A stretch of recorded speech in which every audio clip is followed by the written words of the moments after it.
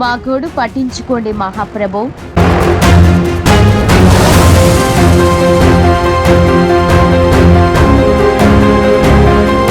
తాగునీటి కోసం రోడ్డెక్కిన గ్రామ ప్రజలు.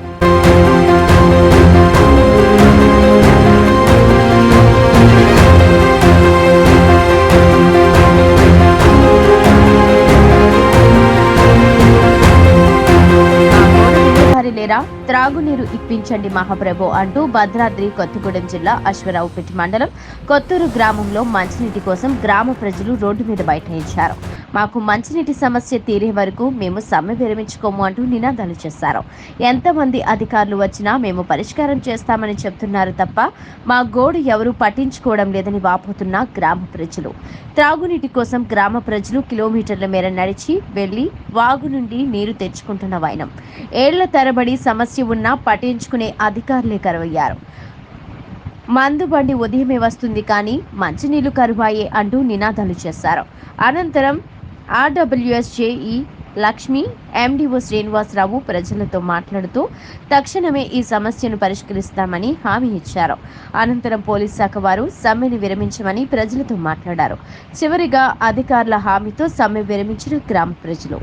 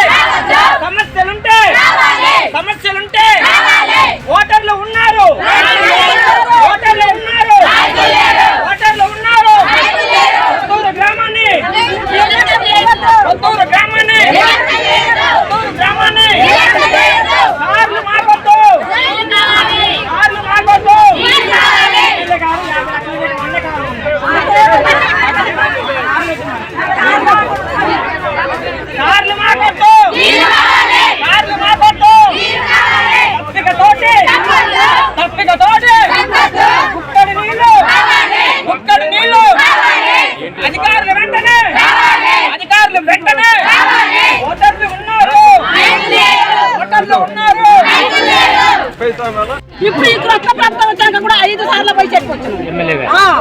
పిలిపియండి చెప్తాం మేము.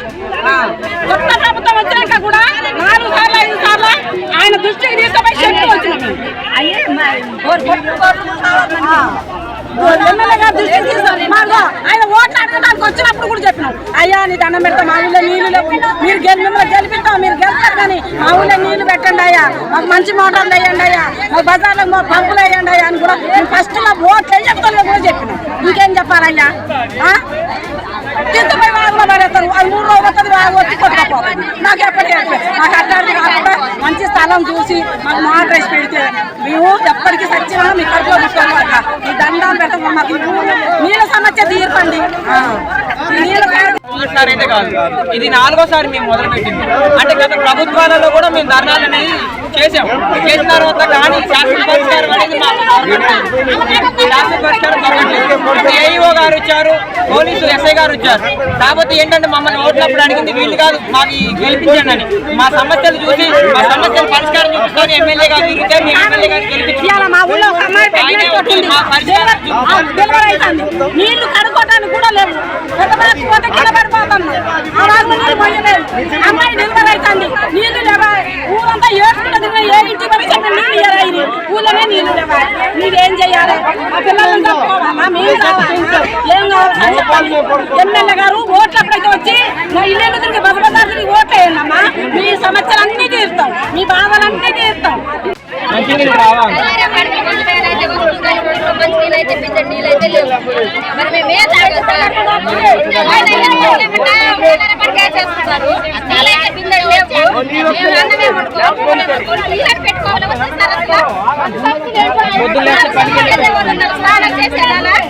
పరిష్కారం